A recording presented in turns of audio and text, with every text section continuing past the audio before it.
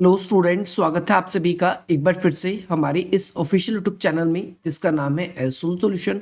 मैं चंदन कुमार हाजिर हूँ आप सभी के सामने अपनी एक और नई वीडियो के साथ।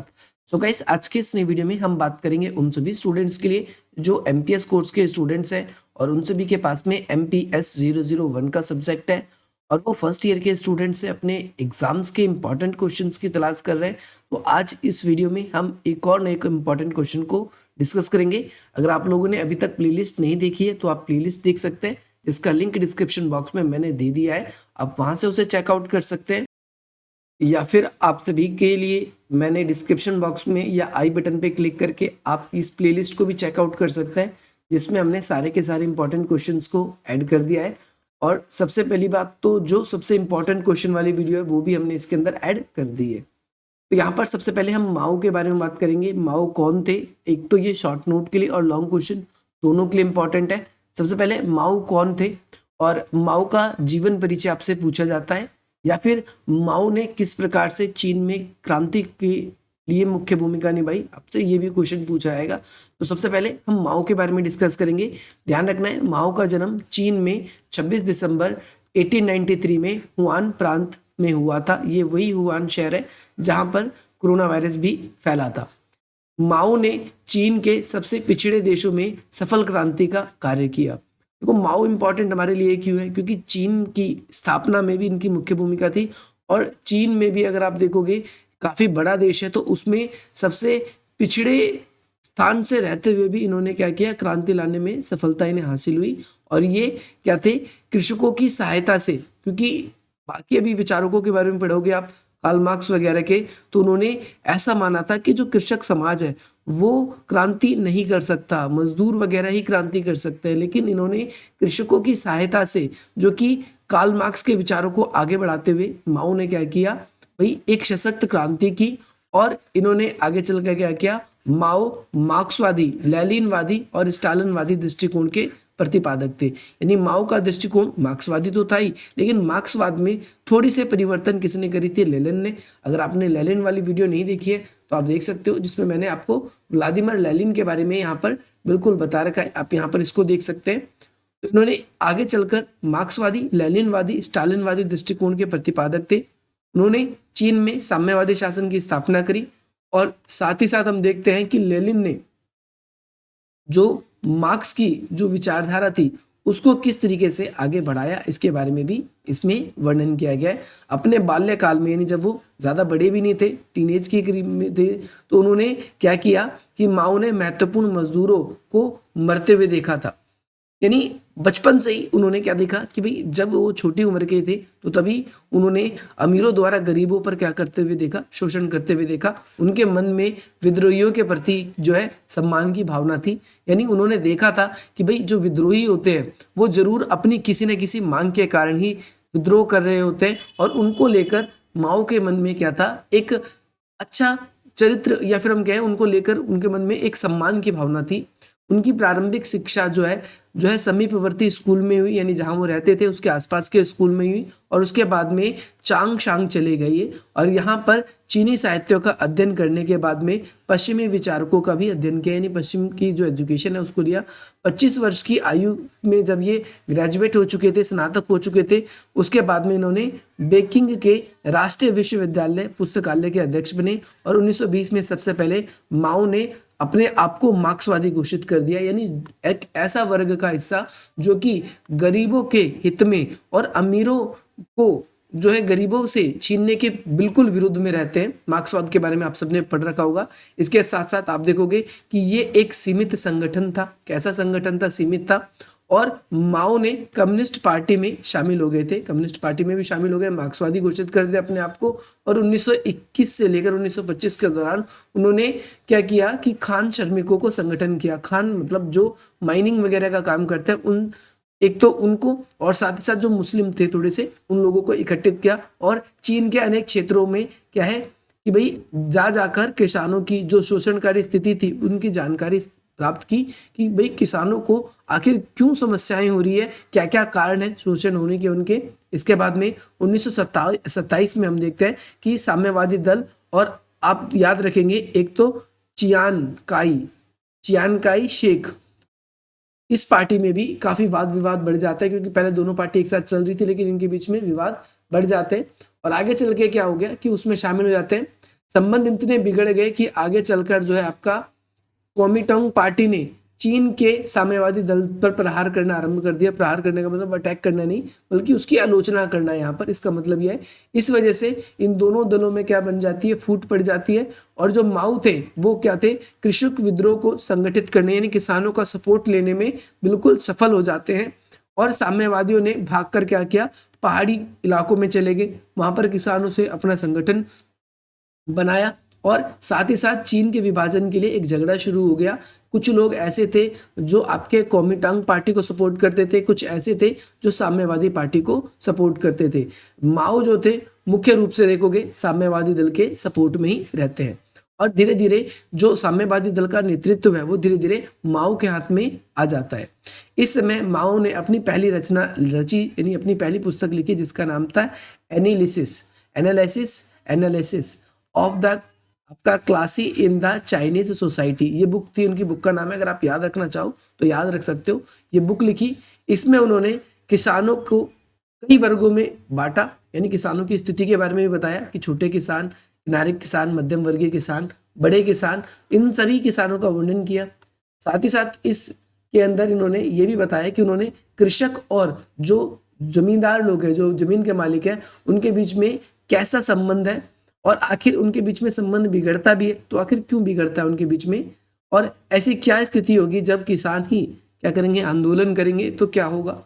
ऐसी कुछ बातें इन्होंने अपनी इस बुक के अंदर लिखा था। इसी में आप देखोगे कि उन्होंने उन सभी वर्गों को भी खोजने का प्रयास किया जो कृषक वर्ग के नेतृत्व में होने वाली क्रांति में विश्वास रखते थे, यानी ऐसे लोग जो किसान भी आंदोलन कर सकते हैं, ऐसे लोगों को संगठित किया या फिर उनको खोजने में सफल रहे। आप देखोगे 1927 से लेकर 1930 के बीच कई बार विद्रोह असफल होने के बाद भी क्यांसी दक्षिण भाग गए और दक्षिण क्षेत्र पर इनका अधिकार हो गया।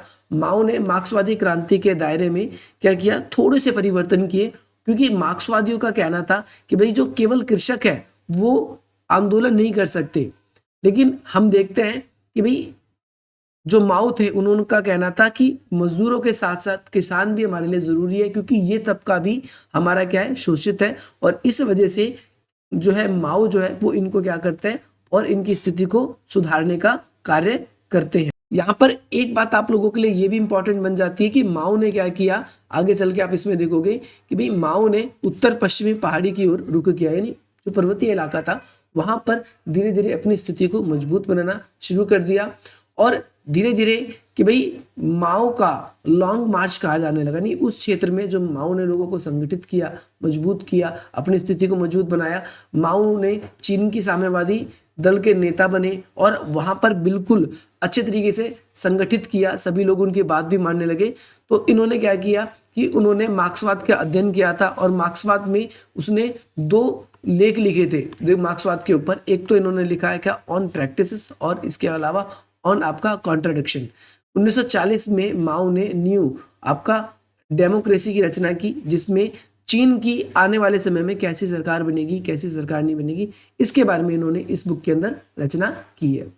1942 से 1943 में माओ ने अपने प्रतिद्वंदियों को साम्यवादी दल से हटा देने, जो उनके दुश्मन हो सकते थे उन्हें इस पार्टी से ही बेदखल कर दिया और आगे चल के देखोगे एक जनपंक्ति नामक रणनीति अपनाई, जिसमें इन्होंने कृषकों को संगठित करने का प्रयास किया। यानी बेसिकली ये किसानों को क्या कर रहे हैं, संगठित करने की कोशिश कर रहे हैं। और चीन पर जब जापान ने आक्रमण किया तो उस समय साम्यवादी दल और साथ ही साथ जो राष्ट्रीय उसमें और भी पार्टियां थी वो सभी एक साथ हो गए और जापान को मुक्की खानी पड़ी। यहाँ पर सबसे बड़ी सूझबूझ थी कि भाई माओ ने एक तो साम्यवादी पार्टी को और जितनी भी देश में अदर पार्टी थी उस समय उन सबको एक कर दिया। और इसके बाद में जापान और उसके बीच में वॉर हुआ, लेकिन जापान को जितना फायदा पहले मिलने वाला था उतना फायदा नहीं हो पाता है। इस तरीके से हम देखते हैं कि भाई देश के अंदर जो चाइना का जो अटैक भी हुआ, चाइना के ऊपर अटैक भी हुआ, तो वो अटैक भी इनके ऊपर ज्यादा भारी नहीं रहा, आप ये समझ सकते हो।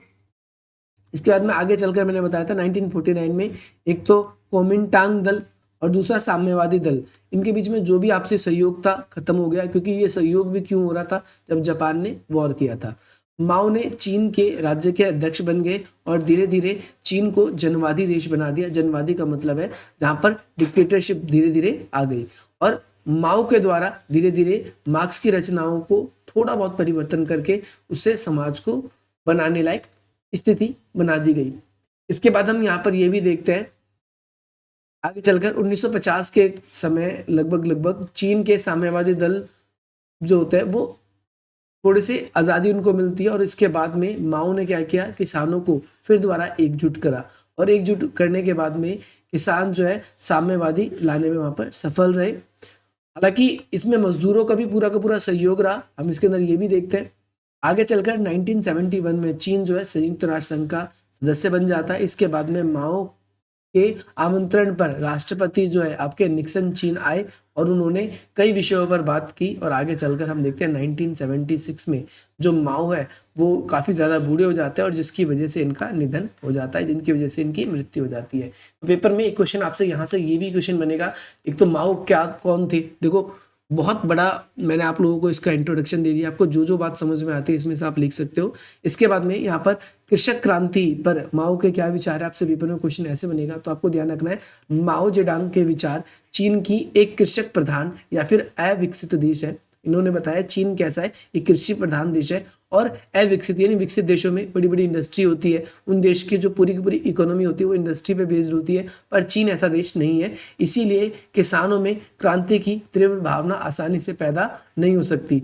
यानी अगर किसानों में ज़्यादा देश में इंडस्ट्री होती है तो इंडस्ट्री की वजह से किसानों को नुकसान होता है, तो किसानों में इंडस्ट्री को लेकर गुस्सा होता है, लेकिन हमारे देश में ज़्यादातर किसान ही है। इस वजह से किसानों के अंदर जो अग्रेसिव भावना पैदा करने ये कोई आसान काम नहीं है। इसी कारण से पिछड़े हुए हमारे देश में बहुत सारे लोग हैं, ये माओ का कहना था चीन के अंदर।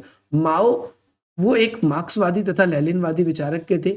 मार्क्सवादी इसलिए थे क्योंकि ये साम्यवादी को थोड़ा सपोर्ट करते थे, और लेनिनवादी इसलिए कहा जाता है क्योंकि मार्क्स के विचार में भी इन्होंने क्या किया, बदलाव किया, संशोधन किया था।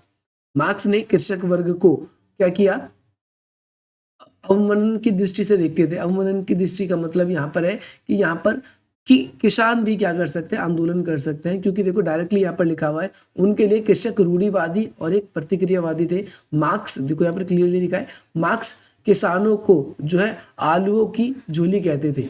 जो ये कहते थे मार्क्स की कि किसी भी प्रकार की क्रांति नहीं कर सकते, यानी किसान जो है वो आलू की झोलियों की तरह की कोई भी क्रांति नहीं कर सकते। लेनिन भी क्रांति के लिए जो रूस के शहरी क्षेत्रों में रहने वाले मजदूर थे उनको सपोर्ट करते थे, कहते थे वही क्रांति कर सकते हैं, क्योंकि उन्हें कृषकों की क्रांति पर इतना विश्वास नहीं था। लेकिन जो माओ थे उन्होंने कहा चीन की जो सफल क्रांति है उसका श्रेय आखिर किसानों को ही दिया जाता है। अब यहाँ पर किसानों को श्रेय क्यों दिया जाता है, किसानों पर, क्योंकि जो माओ थे वो खुद भी किसान के ही पुत्र थे और अतः वह कृषक के समर्थक थे। केवल पुत्र होने की वजह से नहीं, उनका मानना था कि इस कृषक में जब समाज में कृषि करने वाले लोग अधिक हैं तो क्रांति भी अधिक से अधिक लोगों के द्वारा ही की जाएगी। इसीलिए इस आधार पर उन्होंने चीन के कृषकों को संगठित किया और उनके अंदर वर्ग संघर्ष की भावनाएं जगाई। आप सभी को पता है मार्क्सवादी या फिर जो भी समाजवादी लोग होते हैं वो वर्ग संघर्ष की बात करते हैं। वो कहते हैं कि एक वर्ग कैसे दूसरे वर्ग का शोषण करता है। उन्होंने क्रांति के लिए उत्साहित किया, और माओ इस सत्य को सोचते थे कि बड़े दल, जो दल के बड़े नेता खुद ही पूंजीवादी बन सकते हैं, एक समय पर खुद ही वो क्या कर सकते हैं, अपनी स्थिति मजबूत करके वो जनता पर अत्याचार कर सकते हैं। चीन की जनता के अगर अंदर हम भावना देखें तो जो क्रांति की भावना आई वो माओ की वजह से ही आई थी। यहाँ पर और भी कुछ विद्वानों के विचार है, लेकिन ये आप लोगों के लिए इंपॉर्टेंट नहीं है। यहाँ पर देखो, अब अगला क्वेश्चन आपसे फिर से ये पूछा जाएगा कि भाई माओ के विरोधाभास के क्या सिद्धांत है, बताइए। आपसे ये क्वेश्चन इंपॉर्टेंट है, ये भी पूछा जा सकता है। इसके बारे में याद रखना है कि मार्क्स ने विरोधवादी विचारधारा के काफी विस्तृत रूप से वर्णन दिया है। मार्क्स जो है विरोधाभास की बहुत ही विस्तृत रूप से वर्णन करते हैं। मार्क्स ने समाज में होने वाले परिवर्तन का मुख्य घटक विरोधाभास माना है, यानी समाज में परिवर्तन कब तक नहीं आता जब तक लोग उसका विरोध नहीं करते। और माओ के अनुसार विरोधाभास की एकतावाद, प्रतिवाद और संवाद का उच्चतम स्तर तक पहुंचा देती है, यानी जब तक हम किसी चीज का विरोध नहीं करते, हमारे बीच में एकता नहीं होती, हम उसको लेकर संवाद नहीं करते, हम जब तक सामने वाले पक्ष पर अपनी बात नहीं रखते, तब तक हमारा परिवर्तन नहीं आता। माओ ने मार्क्स के विरोधवादी जो धारणा है उसे पूरी तरीके से स्वीकार नहीं किया है, माओ ने उसमें परिवर्तन किया है। ध्यान रखना है आपको, माओ का कहना था, माओ ने कहा कि पूंजीवादी तथा समाजवादी, ध्यान रखना आप सभी को, पूंजीवादी समाजवादी दोनों प्रकार के समाज में अंतर विरोध होता है। यानी पूंजीवादी समाज में जो किसान जमींदार का शोषण करते हैं, मजदूर जो है वो मालिकों का शोषण करते हैं, या फिर मजदूर जो है वो मालिकों द्वारा शोषित होते हैं, इसीलिए इसका विरोध होता है। समाजवादी जहाँ पर क्रांति होती है वहाँ पर हमें देखते हैं टैलेंट जो है उसको छुपा दिया जाता है समानता लाने की वजह से। और यहाँ पर हम ये भी देखते हैं 1937 में अपने एक निबंध जो इनका था ऑन कॉन्ट्राडिक्शंस में, इसमें माओ ने विरोधाभास का अंतर विरोधी और गैर अंतर विरोधी इन दो श्रेणियों में बांटा है। इन्हीं दो टाइप्स में इन्होंने जो है इसको क्या किया, बांटने का प्रयास किया अंतर विरोधी को। और यहाँ पर हम देखेंगे कि ऑन प्रैक्टिसेस में माओ ने अपने, इनकी बुक का नाम है, अपने प्रसिद्ध निबंध जो है ऑन प्रैक्टिस में लिखते हुए इन्होंने कहा है कि हम केवल किताब का ज्ञान, किताब के ज्ञान से पूरे संसार को नहीं जान सकते। अगर हमें पूरे संसार को जानना है रियली में, तो हमें क्या करना होगा, कुछ अनुभव भी लेना होगा। सिर्फ किताब को पढ़ के हम दुनिया को नहीं जान सकते। हमें वास्तव में वास्तविकता का जो सिद्धांत है केवल तभी पता चलेगा जब हम चीज़ों को ऑब्जर्व करेंगे। इसीलिए माओ ने इसको समझने के लिए दो तरह के चरणों में विभाजित की है। पहला आप सभी को ध्यान रखना है चिर स्थायी चरण, और दूसरा आपका प्रत्ययात्मक चरण। चिर स्थायी चरण में हम देखते हैं हमारी इंद्रियों से वास्तविक संकेत मिलता है, जैसा कि हम ग्रामीण चीन के अनुभव को देख सकते हैं। जब हम रियली में हम ग्रामीण इलाकों में रहते हैं तो हमें पता चलता है कि वहाँ के लोग क्या प्रॉब्लम फेस कर रहे हैं और उनके लिए क्या क्या सुधार हो सकता है जिससे उनकी स्थिति सुधर सकती है। दूसरे नंबर पे आप सभी का आ जाता है आपका प्रयात्मक चरण। इसमें अगर हम देखें तो चीन का जो समाज है और उसके विभिन्न वर्गों को समझने की कोशिश करते हैं इसके अंदर, और इसमें अब अलग अलग वर्गों को अलग अलग तरीके से स्टडी करने की कोशिश करते हैं। तो यहाँ पर इन्होंने कहा था कि शासन व्यवस्था में थोड़ी सी परिवर्तन होनी चाहिए, और परिवर्तन के अंदर भी इन्होंने क्या कहा कि भाई उन्होंने साम्राज्यवाद एवं सामंतवाद दोनों के विरुद्ध क्रांतिकारी संघर्ष होना चाहिए। और ये केवल ऐसा नहीं कि केवल कृषक ही कर सकते हैं, इसमें समाज में और भी लोगों को हमें शामिल करना होगा। कृषक वर्ग इसलिए इंपॉर्टेंट है क्योंकि ये समाज का अधिकतर हिस्सा है, और चीन उस समय जो है अधिकतर लोग कृषि पर आधारित थे। जैसे भारत के अंदर अधिकतर लोग कृषि पर अपनी जीविका की आधारित होते हैं, ठीक उसी प्रकार से वहां पर थे। और इस तरीके से हम देखते हैं कि ये थोड़े से विरोधाभास और साथ ही साथ किसान की क्रांति में माओ के क्या विचार थे। अगर आप लोगों को ये वीडियो पसंद आई हो तो आप इस वीडियो को लाइक करें, और आप अधिक से अधिक मित्रों तक चैनल को शेयर करने का भी प्रयास करें। अगर आप लोगों ने अभी तक हमारे साथ जुड़ना शुरू नहीं किया तो जुड़ सकते हैं। तक लगभग 600 लोग टेलीग्राम पर हमारे साथ जुड़ चुके हैं, और आपकी स्क्रीन पर ये नंबर भी शो हो रहा है। अगर आपका कोई भी डाउट है तो आप अपने डाउट्स को इन नंबर्स के थ्रू क्लियर करा सकते हैं। बाकी मिलता है आप सभी से अपनी अगली वीडियो में। जय हिंद, जय भारत।